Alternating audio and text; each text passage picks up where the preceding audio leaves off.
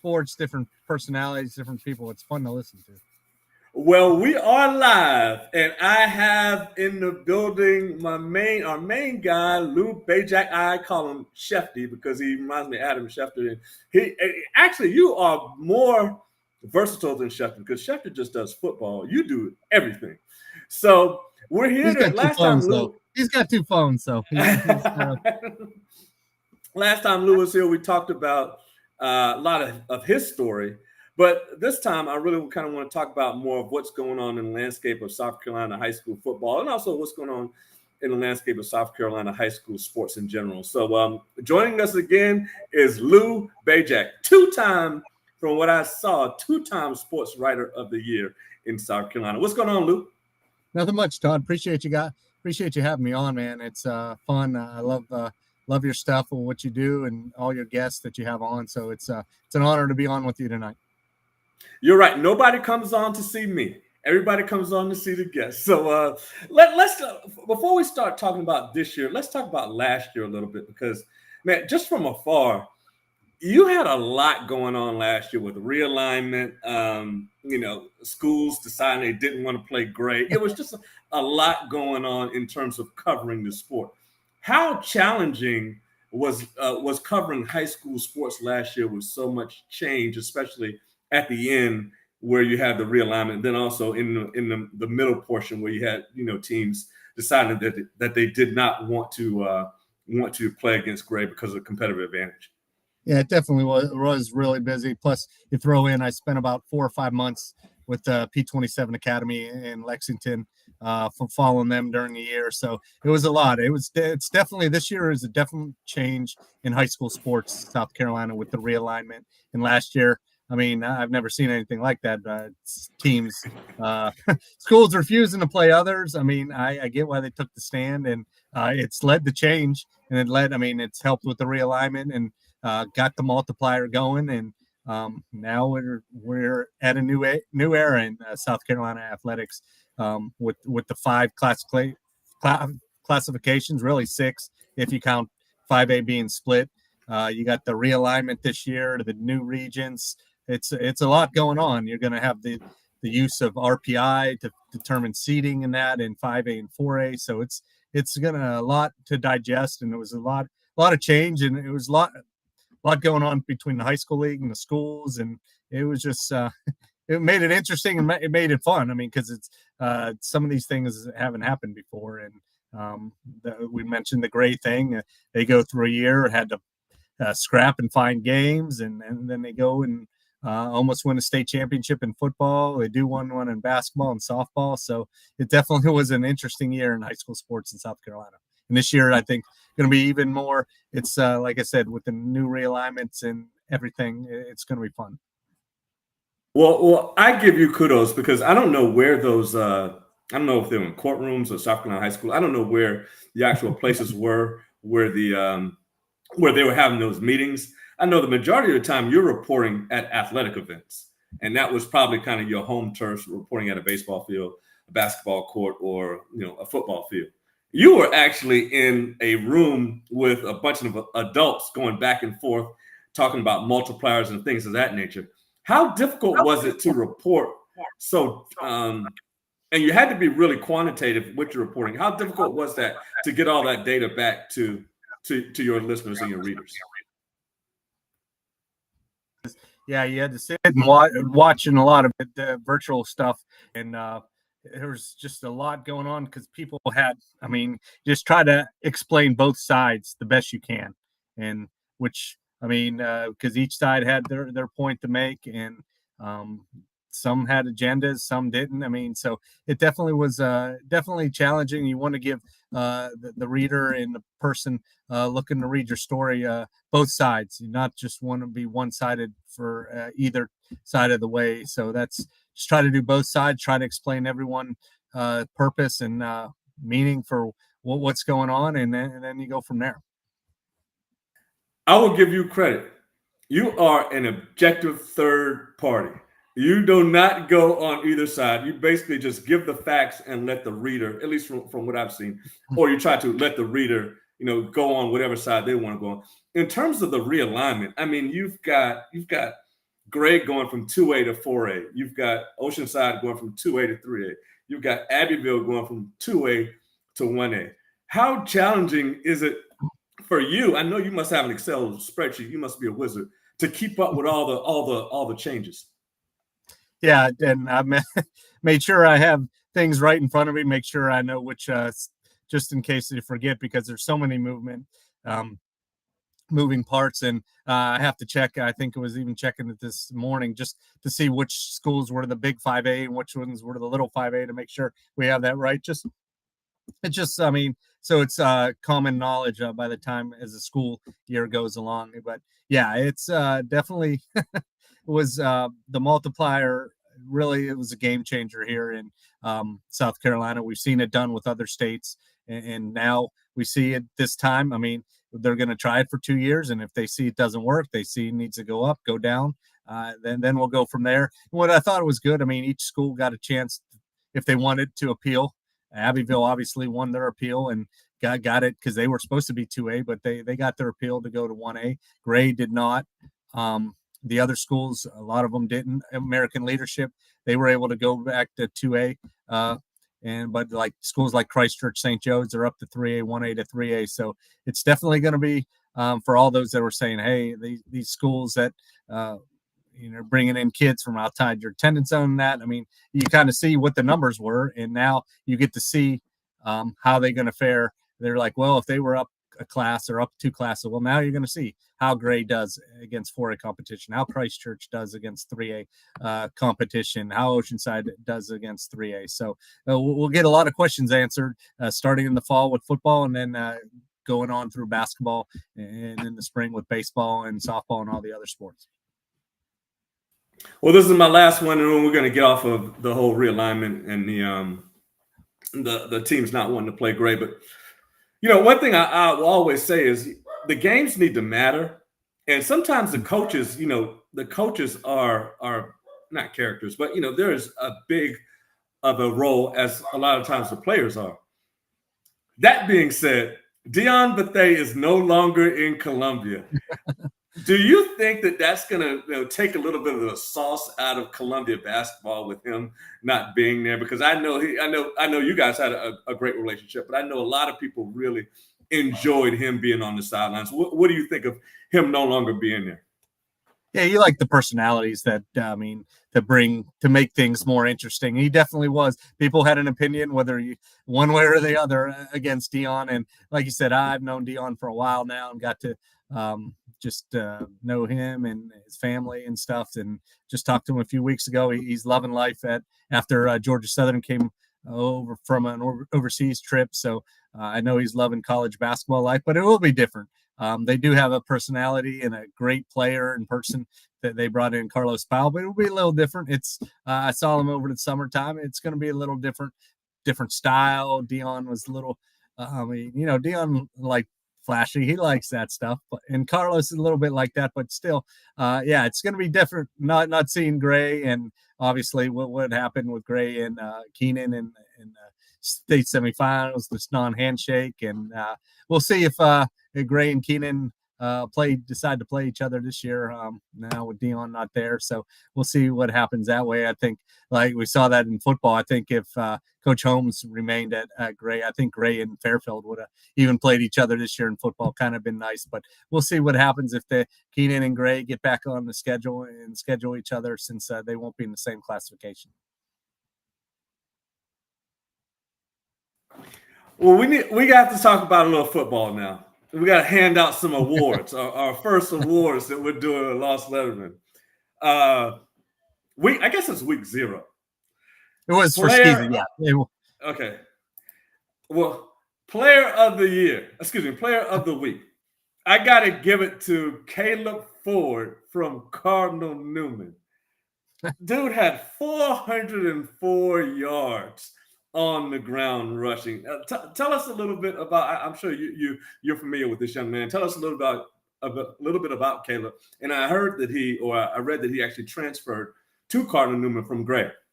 Yeah, him and BJ Montgomery were the backfield last year for Gray, that on the team that went to state championship game, and then he goes to Cardinal Newman this year, and first first game of the year.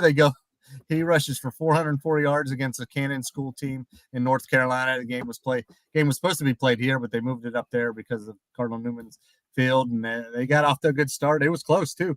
You might say, 400 yards. It was a blowout. No, they needed every one of those yards because and he scored the game-winning touchdown in the fourth quarter on a 15-yard run, and so huge. He's a powerful running back, and he's a bruising tight back, and they got a pretty good offensive line at Cardinal Newman. So it's a good way to him to debut his talents. Last year they were a throwing team a lot with Duncan Skian, but now I think new quarterback. I think you're going to see Cardinal Newman run the ball, and they got the guy to carry it in Caleb Ford. He was injured. A little bit of his time during Grace, so good to see him healthy in the opening week and have such a monster game. All right, let's look ahead to this weekend. One of the big games on the docket is actually Christchurch versus Hammond Academy, as I used to know it back in the day, but now it's just Hammond. We have our guy Manny Johnson there pictured, but talk a little bit about, and they just had obviously the big signing for LSU, who's at Hammond. Talk a little bit about that game and how excited you are about that big matchup in week one. Yeah, it's a huge game. You mentioned Mike Tyler, the Hammond tight end, who just committed to LSU on Saturday on his birthday. They got him. They got Manny Johnson, who's going to Davidson, who's a really good running back. And Hammond's been the king of Skeeza. I mean, 7 straight state championships they've won. And you got a team like Christchurch. Christchurch has been dominant, winning back-to-back Class A. They're moving up to 3A. They got some guys that can really play. They got Tucker Hendricks, their quarterback, threw for a ton of yards last year. They got Jackson Rep, who South Carolina just offered at receiver. So it's going to be a fun game. It's kind of a cool matchup. You like to see. I think it's been a couple years in the making. I think they wanted to do this a couple years ago, but now they finally got it on the schedule. And I think it'll be fun for people to see good high school football, good solid teams. We know what Hammond could do, and now see what Christchurch could do. They're moving up to 3A. I think they maybe only have about 30 guys on varsity, but 30 guys they got are pretty good, and that should be a fun matchup if people are looking for a game to go to on Friday night. Now, obviously, you can't really talk too much about high school football in South Carolina, especially in the Columbia area, and not talk about Dutch Fork. I mean, I know this game is not this week. It's the next week, but it's a huge game. Dutch Fork and Spartanburg on the 30th. Talk a little bit about that game, and also not the pressure, but the feelings in terms of Dutch Fork being able to because they started slow last year, and obviously we all know how it ended up. But talk about them and what you anticipate at a Dutch Fork, not only in this game but throughout the season. Yeah, it should be a fun game. Coach Knotts has not been shy with playing whoever. They only got 9 games on the schedule this year. I think obviously finding teams to play them is hard. They were supposed to have a game with South Florence, and that got canceled. That would have gave them the 10th game. But yeah, Dutch Fork team we mentioned, I think 2-5 they started out, and then went on a run. And like Coach Knotts was preaching all throughout the year. It's going to be the greatest story ever, the greatest ending, greatest story, and it was. And they go and they beat a team in their region that beat them during the regular season in White Knoll, and a guy that Coach Pelham that coached under Coach Knotts before leaving to go to White Knoll. So, and I think this team is nothing against that team. Last year they had some injuries and stuff, but this Dutch Fork team is loaded. I mean, I think Ethan Offing, he got hurt near the end of the year. He's going to be the starting quarterback. You got a running back, Maurice Anderson, who's bought his time, and he's going to be the guy. They're talented at receiver with Boykin, KJ Smith, Westbrook, Boone Miller at tight end, and defense is solid. And they got 2 D1 commits, and Josh Smith and Elgin Sessions. So I think they have the chance to be really good, and wouldn't be surprised that they'll be in the big Class 5A, and they're preseason number 1 for a reason. They got a couple good non-region games, but those 2 games against Irmo and White Knoll should be fun in that region. I think that has a chance to be a really good region in 5A.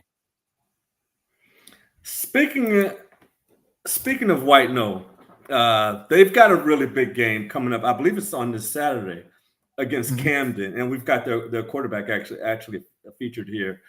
Talk a little bit about that game. What are you anticipating from the White Knoll versus at Camden game coming up on Saturday night? Yeah, I like these Saturday night standalone games. It's good to do it before college football starts around here. And Camden Right. coach Brian Rimp kind of wanted to do something like this. And they're the lone game in the area. I know there's a couple games in the upstate on Saturday, but yeah, it's two teams that played for state championships in their classes. White Knoll, like you said, played Dutch Fork. Best season in school history last year. Lost a lot. I mean, 27 seniors is a lot, but we mentioned Landon Sharp. He's a good quarterback, one of the area's best quarterbacks, and he's back. Tyon Fanning, running back, pretty good up front. They got the Geronimi brothers, Caleb and Gavin, and they're really good. I mean, and I know they lost a lot, but Coach Pelham will have them ready to go. They'll be physical. And Camden has lost a lot. They lost one of the winningest quarterbacks. I think he tied for the most wins in school history at quarterback, Grayson White. Big bruising type of quarterback. They replaced him with Wyatt Thompson, who's a little bit different. He's more of a thrower. I mean, and can run a little bit more. They got JoJo Krim. Hopefully he's back. He's missed the 2 preseason games and the scrimmages with a concussion. He's hoping to be back on Saturday. And they had a lot of holes to fill, but they're pretty good up front. Tanner Bracey's a versatile guy, plays tight end, defensive end. Dontrell Wilson is good on the defensive end as well. So it should be fun. I think it's going to be a good game, hard hitting, and should be a good crowd. Zem Stadium, if you've never been to Zem Stadium, it's a fun place to play, especially with the stuff they've done, remodeled, the big scoreboard and everything. Should be a good atmosphere Saturday night. My goodness, Lou. Your retention is off the charts. My God. I feel bad because I'm asking you about these players. I'm like, man, he might not know some of these guys, but my goodness, man. Oh man, what is in those headphones you have? You must have a producer in your ear. No, I wish that'd make it easier.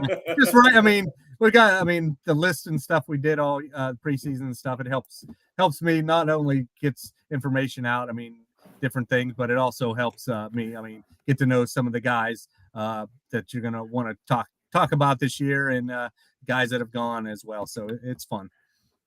Well, I know we've talked about some games, but I do want to talk about some individual players. I mean, Trevon Williamson. I'm looking at these stats. My goodness. As a freshman, he rushed for over 1,400 yards and 20 touchdowns. Like, what more can he do? So talk a little bit about Trevon. Yeah, he's good. He was good on the defensive side of the ball. I think they're going to try to play him on both sides, I think. But he's going to be one of the feature backs. And they got another guy, Jalen Jay, who's also – he was close to 1,000 yards last year. So that's definitely 2 good pieces for Coach Azum, the new coach at Gilbert, to have. They're breaking in a new quarterback, but having a guy like Williamson, I think he's going to be a star for the next few years. Already getting Division I college interest as well, so I think he's fun to watch. He's got the speed, but he also has the power too, and it'll be interesting to see how he grows these next few years and what kind of position they have him in college, if he plays on the offensive side or defensive side. You know, one other player I really wanted to ask you about, and it's really kind of an interesting story. And he's a quarterback, and he's actually coming off injury, and this is Patrick Belk at Heathwood Hall. Talk a little bit about Patrick and what your expectations are for him this year coming off injury. Yeah, I think he got hurt. It was maybe the second game last year. Saw him a little bit over the summer. I know he's ready to get back. He's got a strong arm. He can move. He's going to scramble.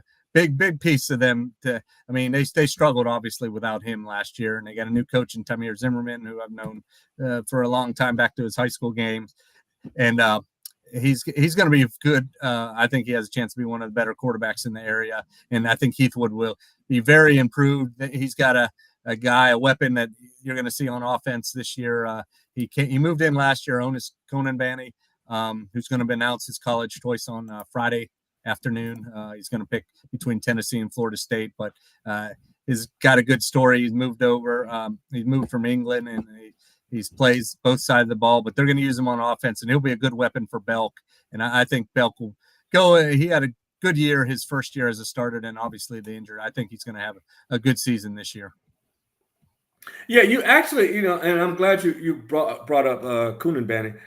It's interesting as I was looking over the defensive players. We talk a lot, especially in high school, about the offensive players, but it seems like there are really a lot of great defensive players with some pretty good offers. Offers aren't everything. We're talking high school football. We don't want to project too much to the collegiate ranks, but obviously they can play because they wouldn't be getting offers if they couldn't play. So it seems like it's really a hotbed in terms of this class for defensive players as well, not just offensive players. Yeah, especially at the defensive back position. You would mention Onus, JoJo Krim from Camden, and Elgin Sessions from Dutch Fork All. I mean, they're all going to be Power 5 guys. Sessions already committed to West Virginia. Krim, he's got plenty of offers. He just hasn't decided yet. And Conan Banny's going to go to Tennessee or Florida State. It's a good year for defensive players. A lot of different playmakers, and there's going to be guys as the season goes along that we didn't think about at the beginning of the year that are going to turn some head. We mentioned the Williamson kid last year, we knew he had a chance to be okay, but I mean, to do what he did as a freshman, that's the beauty of high school sports. It could be, different players stepping up in these programs each year and get to know them and their story and really see them shine on the field. Okay, I want to ask you about someone out of Ridgeview, Jordan Gidroy. I hope I'm pronouncing that correctly. Jordan Gidron, yeah. Gidron. I'm sorry, Gidron. 45 pass catches, 731 yards as a sophomore. He's rated maybe, if not the top, one of the top players in his class. Tell me a little bit about Jordan. Yeah, he's I think top 50 recruit nationally, number one ranked player for his class. I got to see him again in the scrimmage on Friday night. He's a real deal, man. He's a 100 and 200 meter champion. And last year in the state track meet in class. Shout out to Coach CP. Shout out to Coach Proctor. Proctor knows what he's doing. He's got that state championship. So yeah, he's just electric. I remember getting introduced to him. I think before his freshman year was at a 7-on-7, and a guy from Ridgeview introduced me to him, and he was just a skinny kid at the time. Now he's coming into his body, and he's just heck of a player, and he's gonna. Every school's on him. It seems like a different offer every week. I think last week it was Stanford, Notre Dame, Virginia. I mean, all the big schools are after him too. LSU and South Carolina. Everyone's after him. So it's going to be fun to see how his recruiting plays out. And you got him and the Murph kid from Irmo. They're such a dynamic talent at receiver for both of those for the junior class, and Murph has a ton of offers and really is a key part of that Irmo receiving offense. So those two are just dynamic playmakers and so much fun to watch on Friday night. Murph catching passes from AJ Brand, who's going to Virginia Tech, and you got Gidron with Trey Howard. He's in his first year as a starter, full-time starter. So these guys are definitely, you're going to see them on Saturdays and maybe on Sundays if they keep developing like they have. Yeah, that was the next question I really wanted to ask you. You kind of led me right to Irmo. I mean, they started and ended they were so hot last year. How much pressure do you think is on them to win that state championship? Because I know Brand, this is his last go around. He's going to be in college next year. And as you just talked about with Murph, and I know they have a ton of other players in their coach. They got a fantastic coach over there with Coach Brand as well. So how much pressure do you think is on them to get the job done? Because they're going to have a good year. It's just a matter of whether they're going to win the state championship. Yeah, and the fact that they're going to be in the smaller division. I mean, you won't have to worry about Dutch Fork. You're going to have to worry about it in the region. But, I mean, we're looking at it, I think White Knoll's going to be tough competition. Then the upper, you're going to have Gaffney, Northwestern that are the smaller 5A. But yeah, I think they got some unfinished business. They had such a great year, and just the way it ended. They thought they would go down to South Florence. They play for it was in state semifinals, but they were so explosive, so fun last year with Alan Hendricks at running back, Brand, Murph. I mean, they got so many players on defense too. They did lose. I mean, they are replacing a lot on defense, but I think they'll they'll find the way to stop teams. And I know it'll be tough replacing Alan Hendricks, but they'll run the ball, and they have AJ running the ball as well. He can do it with his arm and his legs. So they're going to be fun to watch. They went down to Somerville last week and beat them in the Jamboree, and got a tough opener this week. One of the better games in the state. They play Oceanside, which won the 2A state championship and is moving up. So they got a tough non-region schedule. They go to Butler in North Carolina. They got Burns. They got Myrtle Beach before region play begins. In terms of talent level this year as compared to last, this is a tough question, but how would you rank, this class, this senior class, as compared to previous senior class in terms of overall talent, in terms of, being able to go to getting scholarships and going to college? Talk about statewide? Just in the city, just in Columbia. I think it's a lot better than it was last year. I think a lot more talent, and you mentioned the junior class as well. We mentioned the two receivers, and then Jamel House from Newberry's got a lot of Division I interest. I think it's definitely a lot more in the area this year. Not saying anything last year it wasn't, but I just think senior wise, it's very senior wise. D1 Power 5, Power 4 now prospects in the area. I think it's a little more talented than last year, and last year was a talented year, but I think this year's just a little bit more in statewide as a whole. I think you had the guys last year with Franks and Thompson. It was pretty top heavy, but I think this class and next year's class statewide are really good and good players and ones to watch. How many people you have in your phone? How many contacts do you have in your phone? It's over 1,000. 1,500, I think. So around there. 1,500 or so. It's something like that. You know the thing, and give me your opinion on this, but you know the thing that's so strange is, people, I'm sure you get it. People are often complaining about change. They're complaining about realignment, complaining about competitive advantage. They're complaining about so many things. But come this weekend and last weekend, there's just as much excitement as there's ever been for high school football, college football, and professional football. Why do you think that is? With all the atmosphere in terms of all the complaining and all the change. Yeah, you talk about college, all the playoffs, it's ruining NIL, is ruining sports. But once the ball snapped this weekend, it's people forget. And we remember it's the game, it's the players, it's the teams, it's their traditions, all that other stuff. Well, it's still fun to talk about, and it's fun to talk about during the week and in the off season. But when it comes down to it, people just love football, whether it's a high school level, the college, or a pro. The love of football in this country is kind of trumps all, and kind of makes you forget about the other stuff going on. And you could get away for a few hours on Friday, Saturday, and Sundays, just watch some football and relax a little bit. Now, this is my last question. I told you I was going to get you out of here in 30 minutes, so I'm definitely going to be true to my word. You got 3 minutes left. Now, you probably, I'm going to say in the state, you probably feel just as many calls, if not more calls, from a quadri of parents, coaches, maybe recruiters, college coach, high school coaches, college coaches. You kind of run the gamut because you're in a place where you can create awareness. How much has